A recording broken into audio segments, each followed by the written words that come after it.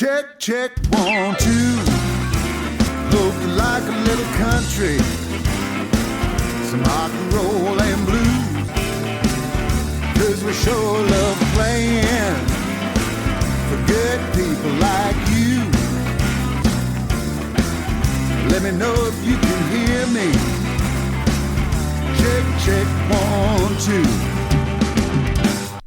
Welcome to Music Local and Sustainable, the radio show that features discussions with and the music of local musicians.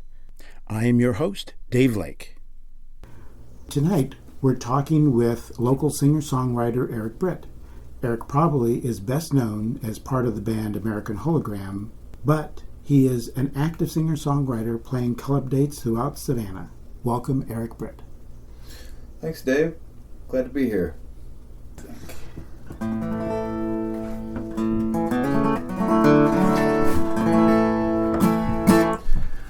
I forgot which of my songs you said that you liked off of Greener. Well, I like to let the artist choose.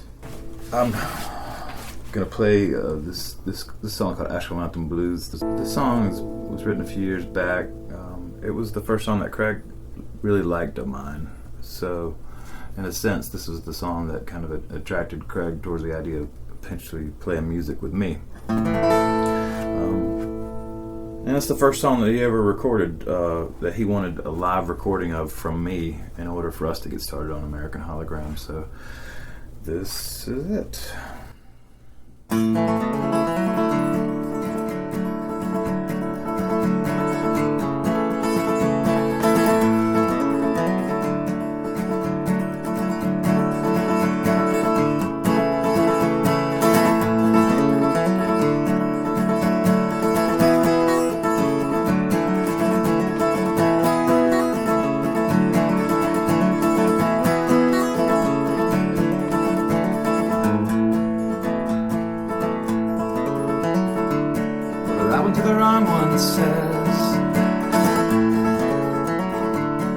Take a walk with me.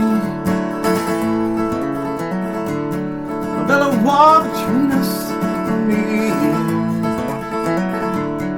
Walk right on me, don't get mad. Put your hands up to the sky. Believe in me, full of love.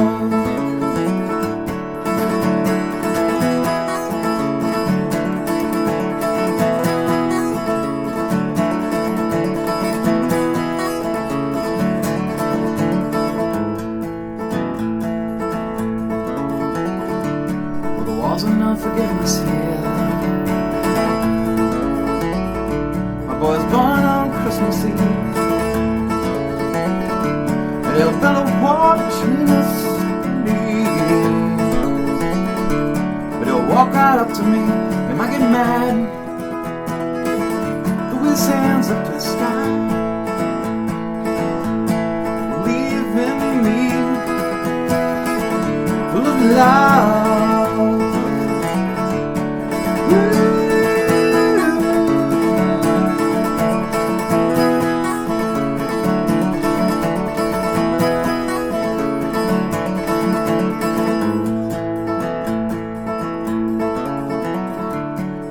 Said the right thing. She says I'll never leave, but she puts a wall between us and me. Walk right on me, she got mad.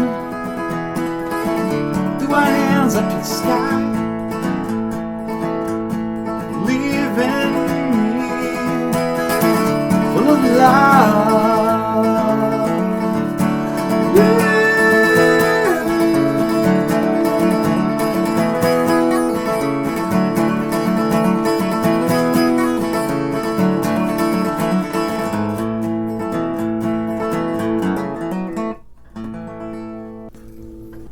And what inspired that song? It's kind of an ode to the family, and the first and third verses are, of course, like a broken relationship. The second verse is about my son, who came up a lot when facing the shine, and also with this record, Greener.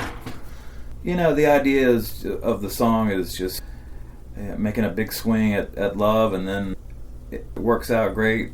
Great. If not, you're kind of left there holding the bag, but you're still full of love, and that's kind of the inspiration of Asheville Mountain Blues, because that's where I was at the time.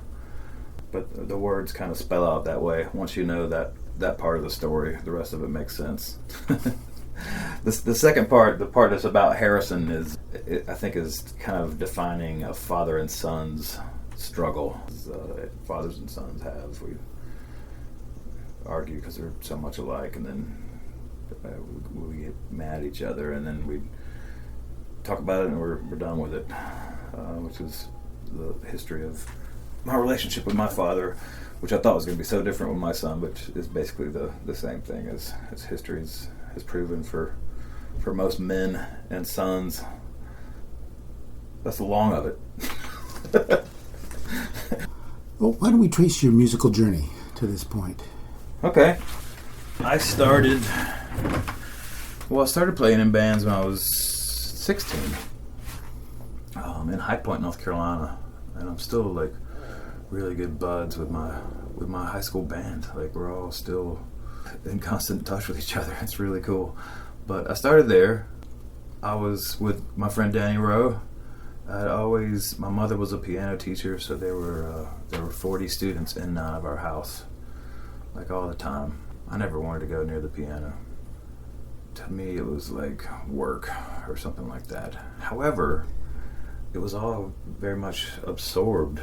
It was like all this music all the time was like completely absorbed, and I was a music fanatic by the time I was 5. My mom said I would get up on the coffee table and I would sing the words for Goodbye Yellow Brick Road. Not the song, but the record, the double record. That I would get up and put the record on, and I'd sing the whole record. Stop, put the other one on. But I would do that. That was one of my favorite things to do when I was a little kid, was get up and like just have a private concert. Just me and this record. But she said I knew every word to this double record by the time I was 5 years old. I can almost remember it. Of course, it's still one of my favorite records. I went to the University of Georgia. My mother bought me a guitar because I had sang in bands when I was 15 and 16. I was just the lead singer, and I was okay at it. But when I went to the University of Georgia, it wasn't in my head, hey, I'm gonna be a full-on musician. I was going to get an education and see what happened. However, my mom bought me a guitar my freshman year for Christmas, and then the journey really started there. I started spending 6 hours a day with it and writing songs. I was making good grades until the guitar came into my life. But then I started spending 6 hours a day with this acoustic guitar, and I had written so much music by the time I was 23. I started this band called Hazel Virtue with a good friend of mine named Jim Hughes, who was a college buddy. We played whatever gigs people would pay us whatever for, or not pay us. We'd go play.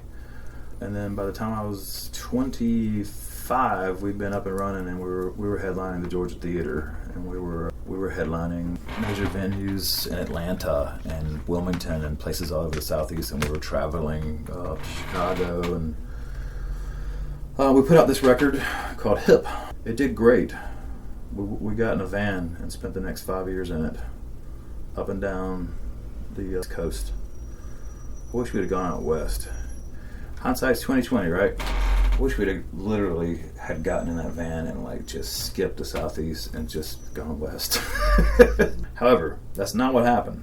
What happened instead was I got married, and Harrison was born when I was 27. So we stayed in the Southeast, and we ran around this van, and we had some big successes with it. We played all these big festivals, and we recorded by labels, and we played Music Midtown, we played Crossroads, we played, you name it, the music festivals. We were on the circuit and headlining venues all over the Southeast and opening up for like huge bands. The last show we played with Hazel was Music Midtown in 98. the band was so sick of each other. Oh man, we were just about to kill each other. I kind of had it in my head I was going to try something else, and I was sick of being in a band with these guys. I really was.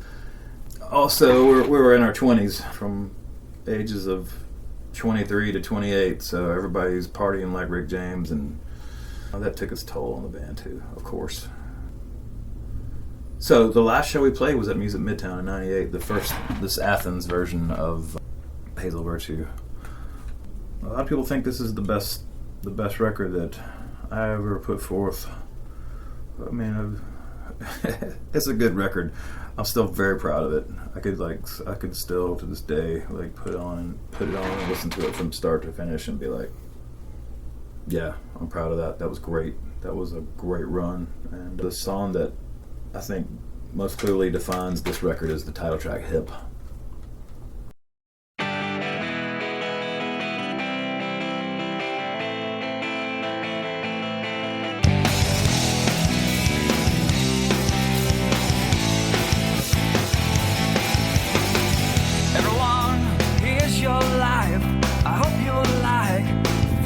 Chose for you. You have no time to choose your own. Heavy bags, climb or fall, ride all night till you all feel hip. Everyone will say they love your style. Come on, everyone's into this. Come on.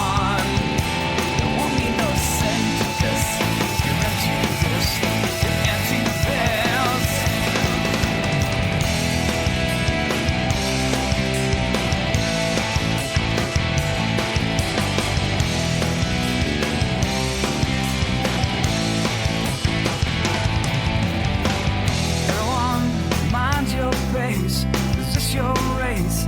Your options win or die. We'll all be cheering from the side. You'll win them all with your tattooed leopard sock full of what's it. Someone will say that you're so wild. Come on, there won't be no sin to this. Everyone's into this. You're into this. You're into this.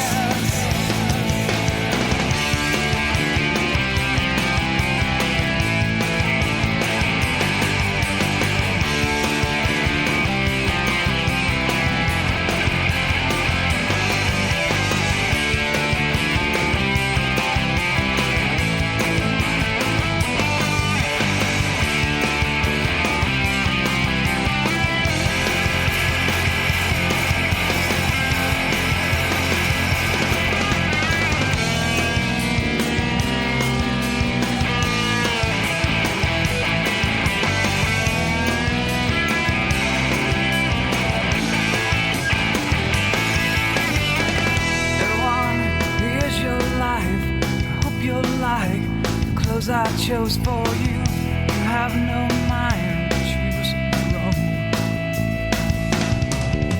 But you have a ball with your red dress on. I see you wear no slip. I have to say, damn your hip. Come on, everyone is into this. Come on. Won't be no sin to this. Come on, everyone is into this. Come on, there won't be no sin to this. You're into this. You're into this. Up until this record came out, I was really afraid of talking about myself. So these songs are all based on short stories that I wrote. I was really into writing short stories in high school, and even in college I was really liked literature and English and that kind of stuff. So this whole record's based on short stories that I wrote. So after Hazel Virtue broke up, Yeah, I had a short project called Revolvers. It was a studio record with a couple of members of Hazel and then a couple of guys from my hometown, and then a couple of other fantastic musicians that I played with around the Southeast. It was like a studio project. We put that record out. The record did good. We went on the road for about 6 months, and that was really all we wanted to do with it. I don't think anybody had aspirations of like getting in a van together, that kind of stuff. It was a project. So what happened after that was, due to my own life circumstances, I ended up moving to Charleston, South Carolina. That's where I started the second version of Hazel Virtue. It wasn't done. I had this track in my head that was regretting that I had walked away from the band that early. I think a lot of the regret was creative. I think a lot of it was, man, I was set. I was like, the band was like, we were on the verge, and I like walked away from it. That was the biggest mistake. So I put together another version of Hazel Virtue in Charleston with some fantastic musicians, and we never really completely grabbed hold of the same successes that the Athens version had, but we did go back up on the road. We did put out a great record. We did get courted by labels again. There's a song on there called A Good Year, and it's one of my standout songs from my collection from the last, good Lord, couple decades now.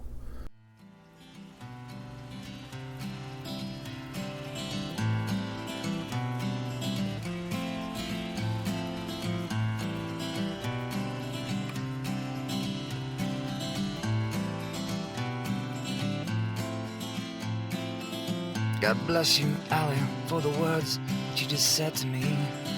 Traded in by others, but you said, don't even know you. So many years, you know, I think you were my only friend. A reservoir of strength for 2 hands to lend. Hey, let me thank you for giving me the will to carry on. Hey, let me thank you.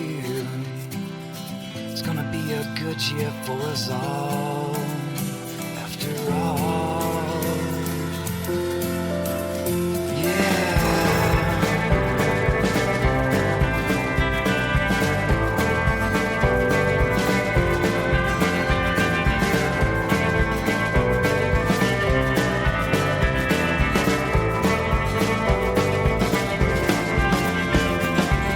God bless you, Mother, for the joys she just gave to me. A little boost of confidence when you say, I really need you. I guess I know your pain is to somehow feel enlightenment. I get to know myself and start again. Hey, let me thank you. It's gonna be a good year for us all. Hey, let me thank you. Now you hit the big time after all.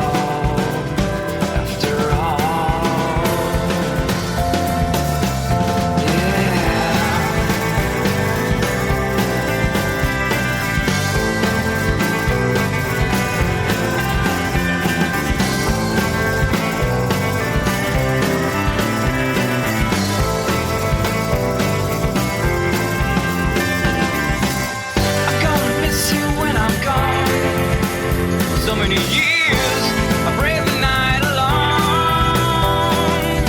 Often the grave, the devil tone. Too many years, I waste the night alone.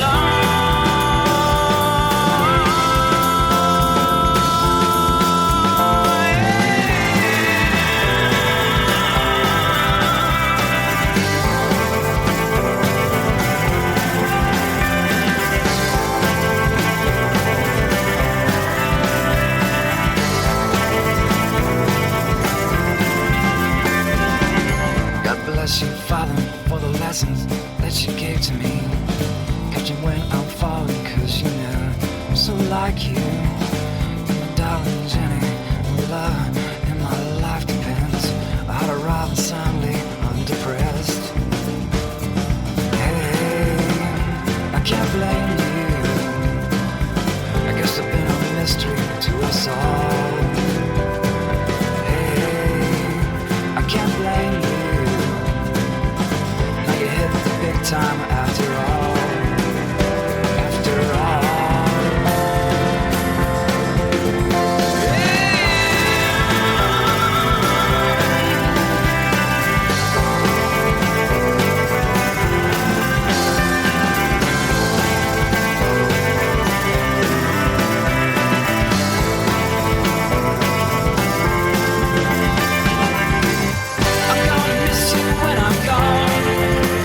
So many years, I break the night along. That's the grave that death will talk. Too many years, I waste the night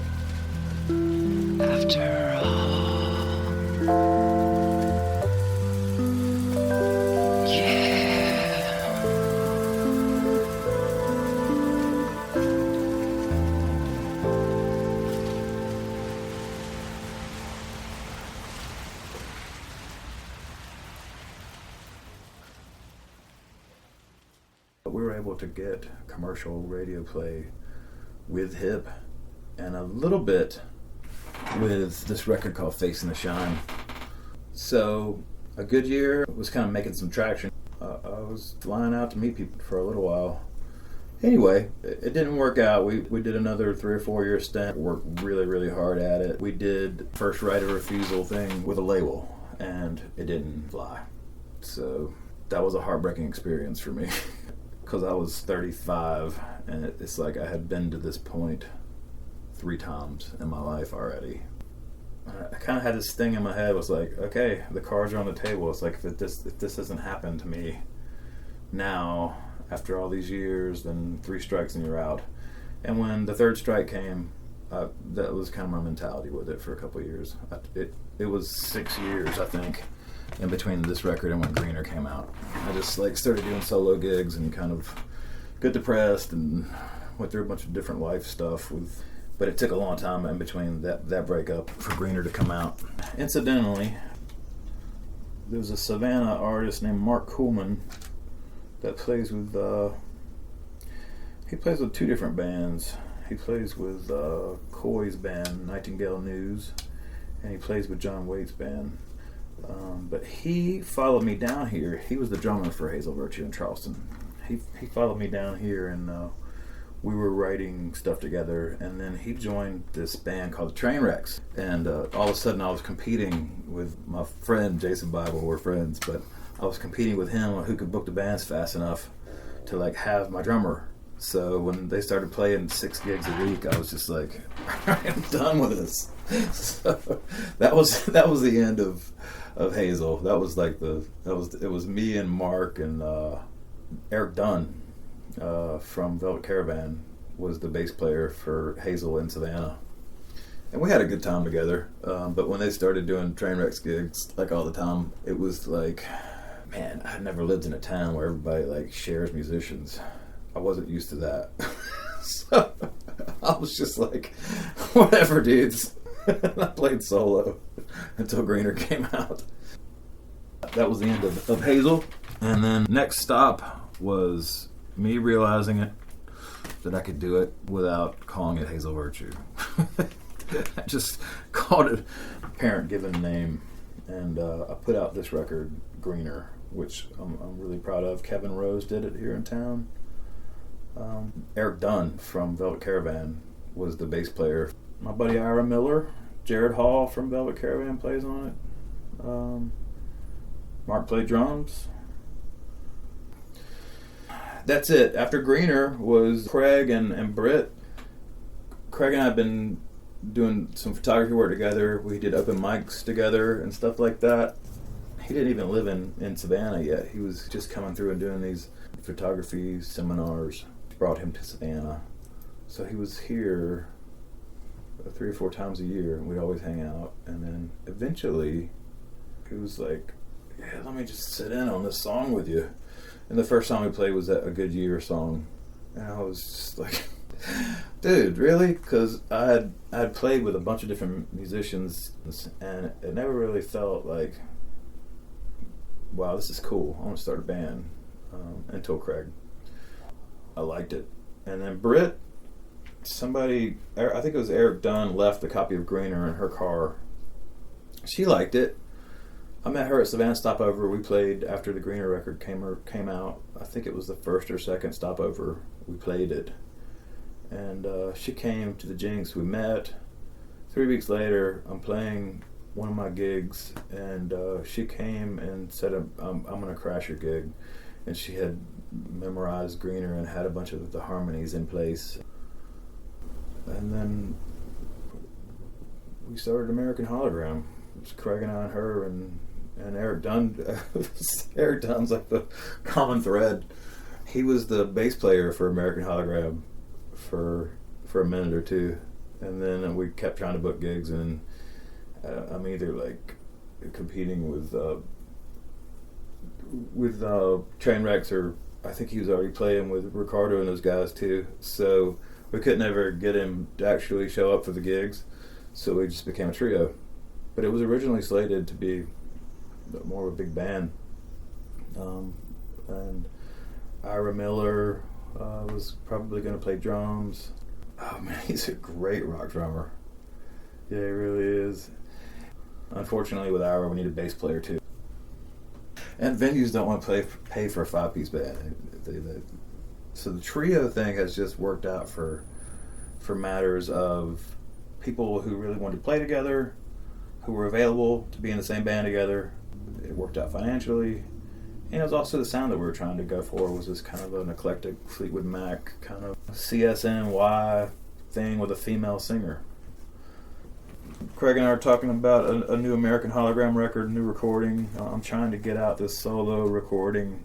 My goal is Christmas, the American Hologram record, probably a year from now. So it's fun having a lot of different projects going on. And at this stage in the game, it's just about being creative.